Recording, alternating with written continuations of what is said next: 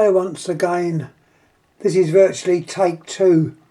I did start off giving this video and realised the phones were covered in antique dust, so I thought, well, I'll start it again after cleaning off best part of the dust. Here we have two British candlestick phones. These are ones I remember when I was small. My butcher's shop, which was across the road from where I lived at the time, it was a Dewhurst. I don't think there's any Dewhurst butchers left now, but one I went to was Dewhurst, and the butchers, obviously the butchers themselves wouldn't handle money because their hands were always covered in blood and gore from from cutting up the meat, but they did have a cashier which was in a little type of cabin. Well, I remember the cabin that this lady had.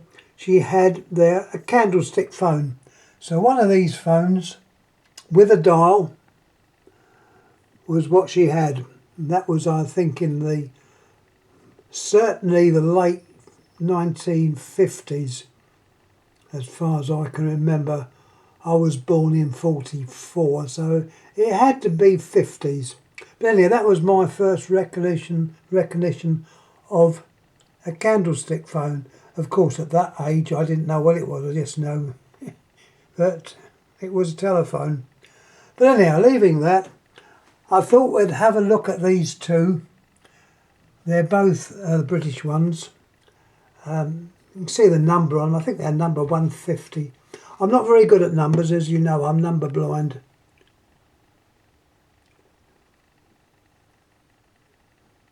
I think that number's showing up. For some unknown reason, I'm having a job focusing on things. Maybe because it's standing up and not down. Try it further down. I don't know if that's going to work. There's a number there, 150. And the number on the top, there's also another number at the top which has been stroked out. And that, I believe, referred to the fact this was the older number and the version. Turning him over, you've also got, if I can pick it up, I think that's the number there. It looks like C6,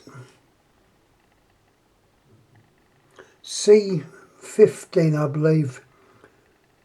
That could refer to the year. I believe C was the name used by GEC, but I'm not 100% sure. Oh, we've got another number there, 235. Sorry, they haven't come out very well with this, with me putting the numbers up. Obviously a version that has the dial. Originally these didn't have dials. I haven't got one of them, the English ones, without a dial. But originally they didn't have a dial. But this one has. Let's have a little look at the type of dial.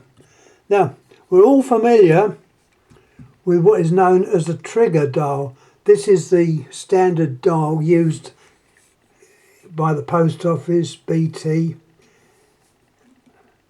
and it's the one you normally see. But this one is a little bit different.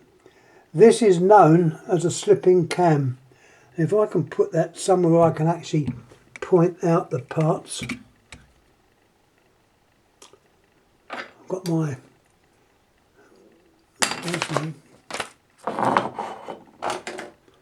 get my little pointer.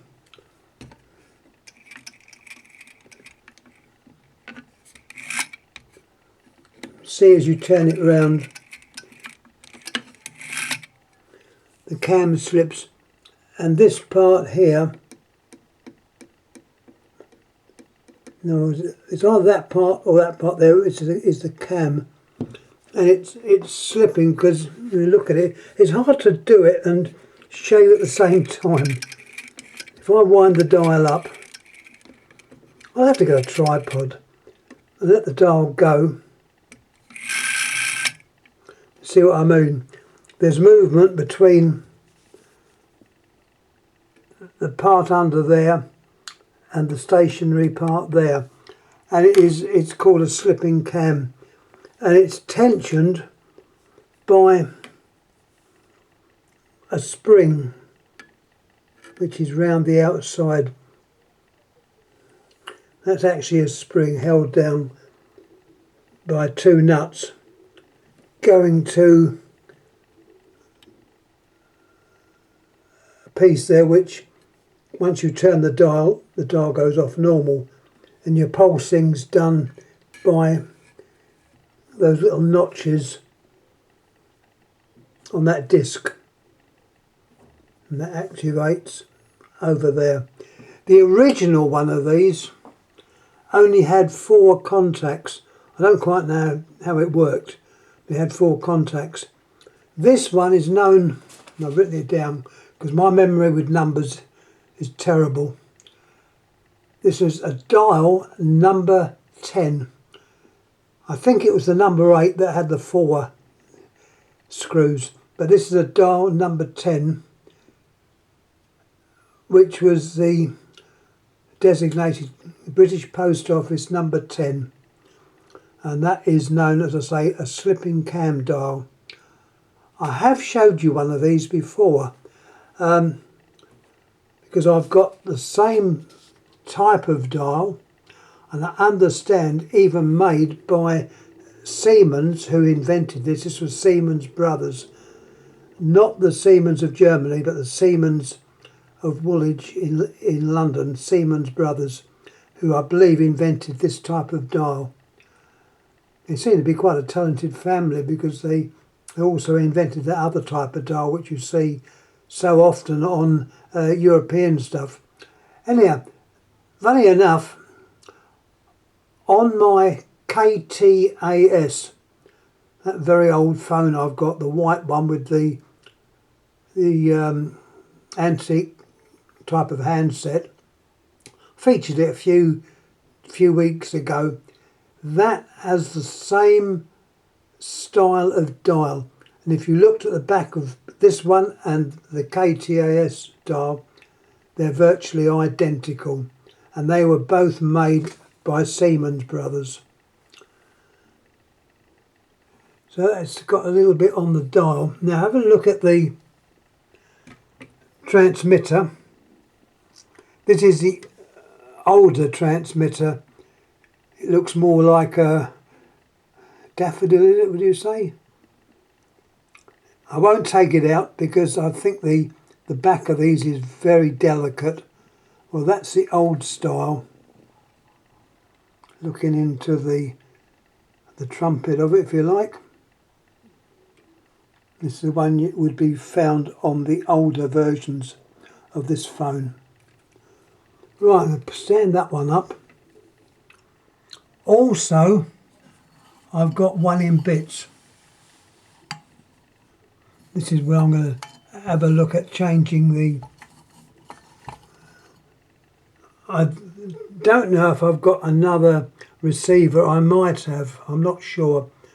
I've got visions I might have another one elsewhere, but at the moment there's just one receiver which is on a good braided cord and connected to this other phone, which is once again the same model. You've got your number there, 150, and turn him over.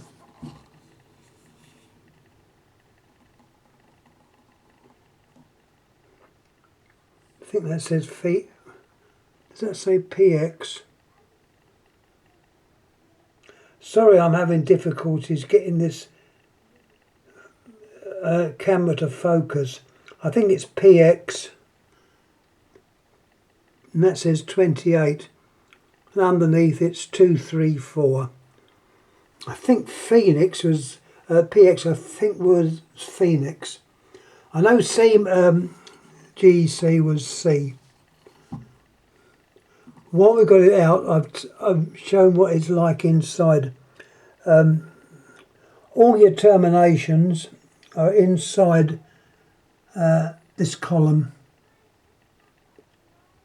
and taking it out, it just simply pulls out. Top of that fits over that cap, and that obviously, as I do that, operates the contacts. And the base engages on that screw there and screws it up and holds it all in place. So it's a well designed phone at the time. Now the transmitter on this one is a little bit different. This is the later version. This is possibly the type I saw in my butcher's, I don't know, but this is the later one. And when you see these phones, not that you see them very often, they invariably have this type of transmitter, which you can remove this cap. You have to press a little stud in, like you would on the 300 type telephones, and release the catch, and this comes out on like a bayonet fitting, I suppose. And inside you would find a top hat type of transmitter. I say a top hat, that's what they look like. Which is quite an effective transmitter, which is totally different to the one I showed earlier. The receiver, same type, with a horseshoe type magnet, which extends the length of that, and you've got your diaphragm and coils in there. Now, nearly done. Nothing much in there.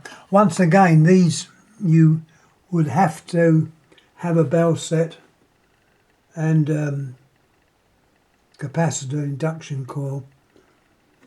Now, while we're having a little look, both these, which are the same model, the diagram there, telephone 150, and it shows you obviously the dial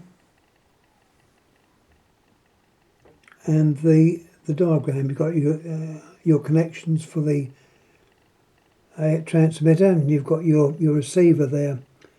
So looking at it very careful,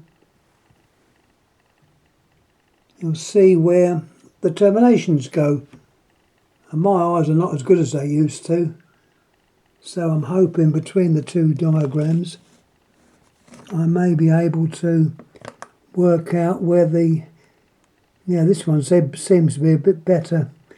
You've got your dial connections there with the colouring of them, which looks like the same colouring as they still use today. You've got orange slate, which is the termination for the grey wire. Blue, is that brown? I think that's brown. And pink. I think I got that right. There's 3 wires. Anyhow, that gives you the way to wire it up, and you've got your terminals, which would obviously correspond to the terminals there. So it would take a little bit of care to wire it up, but this would, as I say, you can see the wire there, which I didn't do that.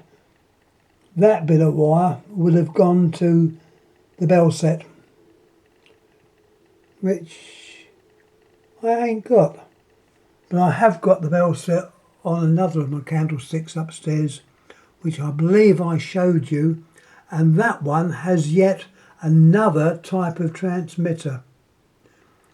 I think I put it up some time ago. I might put it up again so you get an idea of that type of transmitter. But that one I think's got a normal dial. When I say a normal dial, it's got the normal trigger type dial. This one is rather unique with the slipping cam dial. I didn't think I had a slipping cam dial, but I just don't know what I've got upstairs and what I haven't got upstairs. But this dial is in very good condition. So that is more or less it. It's just a case of putting together to make one good telephone out of the other one left over. This one has been, someone's really bodged it up. They've changed the nut and that in there. It shouldn't have that type of nut. It should have the proper nut, which would be that type. So it is a bit of a bodge up. But it shows what the column or is made of steel, painted. This one's painted and the paint has become adrift. Really it needs a good sandblasting or something like that and to be repainted. The other one, which I'm probably will make out of the two bits, is in quite good nick. The no holes in the little cradle. The American ones have got holes in the cradle, but not the British ones. I suppose they thought, well, what's the point of holes? So they didn't do it. Well, that is more or less it. As I say, it's evening time, and I thought, well, I'll have a little look at this while I'm waiting. There's not much on the box. Not that there has been much on the box of late. So I thought I'd have a little go at that. So once again, thanks for watching. Any comments please make, and I'll try and get back to you. It's interesting to note that the KTAS phone, this is the Copenhagen telephone, not the last two letters of it, it's Copenhagen they're from, and they did in fact use this style of dial. But in their case, I don't know why, the finger stop on the KTAS phone would be there. But nevertheless, it's the same innards, and it's the same dial. I understand made by Siemens Brothers of Woolwich. Anyhow, thanks again for watching. I'm going to put this on YouTube and see how we do. Thanks again. Thank you.